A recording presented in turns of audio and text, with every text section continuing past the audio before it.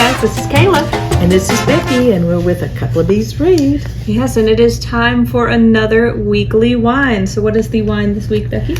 Well, we've had an interesting week. Yes. Yes, we had some very exciting things. We got to meet one of my favorite authors, Patti Callahan Henry. We got to meet her Thursday evening, and she was so lovely, just delightful. I just loved her. She was so nice. Oh, she was just so sweet. And we talked about her new book. She shared her new book with us, which we now have 3 copies of. So yes. I have my copy. I have my Book of the Month copy. And these came from Ernest and Hadley, and they're autographed. So yes, thank you, I swear Patti. mine is also autographed. Yes, thank you. Yes. And thank you, Ernest and Hadley, for hosting that for us. That was just wonderful. And so the wine this week, I wanted to really try this wine, and it is the perfect wine to pair with Patti Callahan Henry. And it is called Mixed Tracks. And we've had a Mixed Tracks before, but not this particular one, the red wine. What's unique about Mixed Tracks is their label. It goes along with, we all love soundtracks for movies and things like that. And so that's kind of how they formulated their label. They said, you know, we put together our own playlist to tell the story of our life. And we share it with those that we love because we want them to remember our story. And, you know, in their little blurb where they talk about it, they talk about this is the story of our lives. It's a shared passion, and it is about the meaning of connection. And everything that Patti said about this book and about stories in general is it's giving life meaning. It's giving connection meaning. And as I, was preparing to talk about this wine, I said, oh my goodness, this is the absolute perfect wine to go with Patti Callahan Henry. So, Patti, I'm going to have to send you a bottle of Mixed Tracks because I think it's just going to, you're going to love it. Well, this is the red wine, and it is from the Mediterranean coast. Okay. Yeah, I think you're going to find it to be very bold and layered taste. It's beautiful red. It's 55% Grenache and 45% Syrah grape.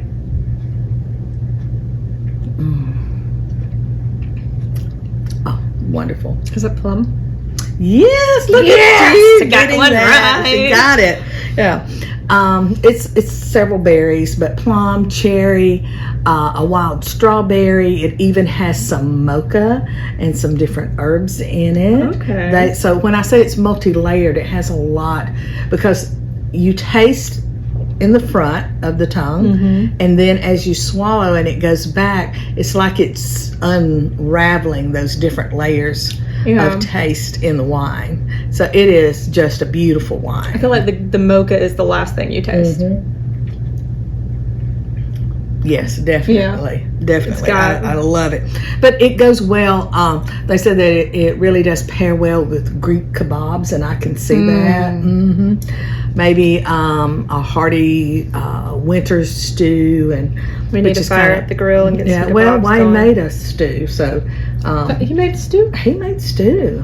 My husband, he's on it now, and a really good charcuterie board. And we need to post pictures of the charcuterie board my friends and I made last year when I became a Scout and Cellar wine consultant. We had a layout we didn't have a board, we had a table. It was the charcuterie table at the beach. We had all that and all these wines. It was so much fun. But again, it's the wine. Says wine tells a story. So we have the Mixed Tracks. We have our music. We have, a wine can tell a story. Just anything that means something to us, and we want to share it with others. And so going back to meeting Patti, as I said, she was just so sweet and just such a lovely person. And we actually have a clip that we want to share from where she introduced the book. Yes. Um, Which was really good because it really doesn't give any spoilers away. Yes. But it kind of really, she did a wonderful job just kind of summarizing it or tantalizing you with what is to come. It definitely made me want to read it. Yes. Reading and you're over. ahead of me, and I started it before you. Yeah, I read like 130 pages in a day. My goodness. And I'm on page 100 right now. And, talking about, Patti, I saw one of the things she shared, was about sharing our stories and that everyone said, what is the most important thing to you in life? And and she said it beautifully when she said, it's about meaning. We all want our lives to have meaning, and we want to share that meaning with, those that we love and those that we come in contact with. And just so eloquent. And on page 98 says, but Hazel also knew that stories didn't belong to anyone. They really belong to everyone. They're everywhere, regardless of what the story is. And it's really only your story while it's in your mind until you verbalize it. And then it just goes out into the world, and then it becomes everyone's story. Yes. And, that was something, that she said, was that we all want life to have meaning. And that's why we have religion, we have poetry, and we have our stories. And people have told stories from the beginning of time, as she said. And, and you tell the stories to make a meaningful statement about your life or someone's life or, what's going on. So we're going to play that quick clip from her, and we're going to talk about what we have read, maybe? So we're leaving Tuscaloosa. I'm an Auburn girl, so that's easy. We're leaving Me too. And the year is 1939, and we are headed to Bloomsbury, England, right outside of London. We meet the Linden family, Hazel, who is 15 years old, and Flora Lee, who is 5 years old. It is September 2nd of 1939, and an edict has come down from the government that all children must leave the cities for the country to be kept safe from the imminent and expected incoming German bombs. This was called Operation Pied Piper. Over 4 days, 800,000 children were sent away. 800,000 children in 4 days. They were sent from their homes with a knapsack and name tag hung around their necks with where they were from, but not where they were going because they didn't know. A gas mask and a ration card to give to the family who chose them. Hazel and Flora Lee got lucky. They got chosen by an amazing family called the Aberdeens, a mom named Bridie and a 15-year-old son named Harry. But no matter how lovely the family or how lovely the hamlet they lived in, which was called Binsey in the Oxfordshire countryside, right outside, walking distance from Oxford. And no matter how lovely this was, right along the River Thames, they were still exiled from their family. So Hazel made up a magical world, a fairy tale world for Flora Lee. It was called Whisperwood and the River of Stars. And in Whisperwood, they could be anything they wanted. An owl, a fish, a bird, a talking tree. They were always safe in Whisperwood, and it was a secret between just the two of them.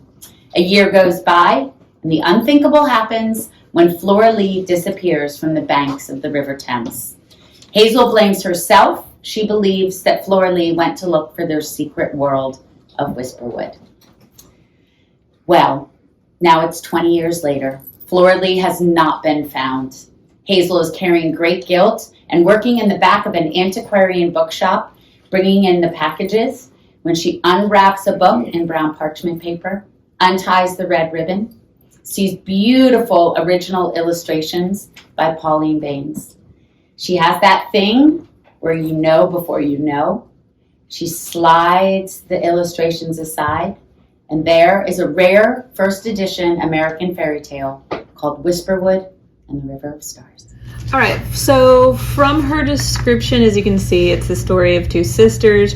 The oldest sister, Hazel, is the main character you kind of follow throughout the story, and she's living with a lot of guilt over the disappearance of her sister, Flora Lee. And whatever the twist is, we don't know it yet, so you don't have to worry about us spoiling it. We're not going to spoil it for you yet. So. but the writing is absolutely mesmerizing. And I'm sure you could tell from the video, she's a mesmerizing woman when she speaks. She has this way about her that I think it draws you into the story. And her writing is very much the same. Right. So I've been reading her for years. The very first book I read of hers, and which is interesting because she had a lot of books before this one, and I don't know, this, I was looking for a book one day and I found this one. It was called The Bookshop at Water's End, and I have read that book like 3 times. And it's just so beautifully written, and I love the story, and I love I don't know, I just love her writing. And like she says, it's to make sense of things, it's to give things meaning. And I know I read her book, My Favorite Daughter, and it deals with, memory, like a parent with Alzheimer's and, dementia, and how sometimes we try to forget, and yet memories are there, but we kind of push them away. And so, sometimes we have to remember things in order to move on in life. But, this takes place, of course, when Hitler was trying to take over the world. And well, it's 2 timelines. One is when that's happening, and one is in the 1960s. Right. Same narrator. Yes. It's Hazel. Both times. It's just, so far, it's really good. And I'm one of these people that, when it comes to historical fiction, I can kind of take it or leave it. Right. But British historical fiction, especially that deals with World War II, because if you go to London, all these places she's talking about, specifically, I noticed when Hazel's going around in the 1960s and she's noticing the damage to buildings, there are buildings that they've refused to fix that damage from bombs. Sort of like a memorial to what occurred. Yeah. They want people to be able to look and see this happened, and to be reminded of what can happen in times of peace. And I think that's one reason World War II, probably more than any war, has really stuck with us as a society. More modern day, we can see the damage is still here, and can and we're just now we're really losing the people that fought in that war, and we've had them, at least I know for my lifetime, they've been part of my life. My grandfather was in World War II and things, so a lot of things like that. My great grandfather was in the Navy in World War II. Yeah, mine was Navy too. He was he'd been a veterinarian, so he had on his office door, doctor, and it said veterinarian under it, and he would always have these smart aleck naval kids come in and be like, why the heck we need a veterinarian out here? And he'd say, son, don't you know there's more jackasses in the Navy than any other branch of the military? But that was my pop, and my pop lived to his 90s. Like, he died when I was a freshman in high school. So I got to hear all these stories from him. Right. And one thing Patti Callahan Henry mentioned in her presentation, she talked to one of the obviously no longer a child, but one of the women who had been a child during World War II and had been sent away to this Pied Piper project, Operation Pied Piper, which I was so glad that she also pointed out how morbid that was, because I lived in London, and that was the first time, I studied there for a year, and I went with a whole mess of English majors. So all of us are familiar with fairy tales and folklore and with the Pied Piper story. And when we went on our first tour and someone mentioned Operation Pied Piper, we'd all read Narnia, so we knew that this happened. We just never heard the name. Right. And I can remember all of us at what what? That's the worst possible name. The Pied Piper, those children died. Yeah. It was bad. Yeah, not a good name. Not a good name. That story, and also I like that she pointed out, because I hadn't thought of this, the irony of it's named after a Grimm's fairy tale, right? Which is German. And they were trying to protect them from the Germans. Yeah, that's true. Yes. So overall, it was a great experience. We're not really going to review anything with our weekly wine this week, but we are going to set this up. And guys, if you haven't gotten your copy of The Secret Book of Flora Lee, you definitely should. Like I said, I'm not a huge historical fiction person, but I'm 130 pages in and I read that in a day. So definitely worth picking up, worth checking it out, and then, come back and discuss it with us. We would love for you to do that. And, I'm going to encourage you to check out your local indie bookstore. Like ours is Ernest and Hadley booksellers, and we just love them. They're such a cute little shop in downtown Tuscaloosa. But find one in your neighborhood and, come join us. Absolutely. And Ernest and Hadley, whenever I do get a publisher, that's where my book launch is going to be. So you can come visit us there. All right. Bye, guys. Bye.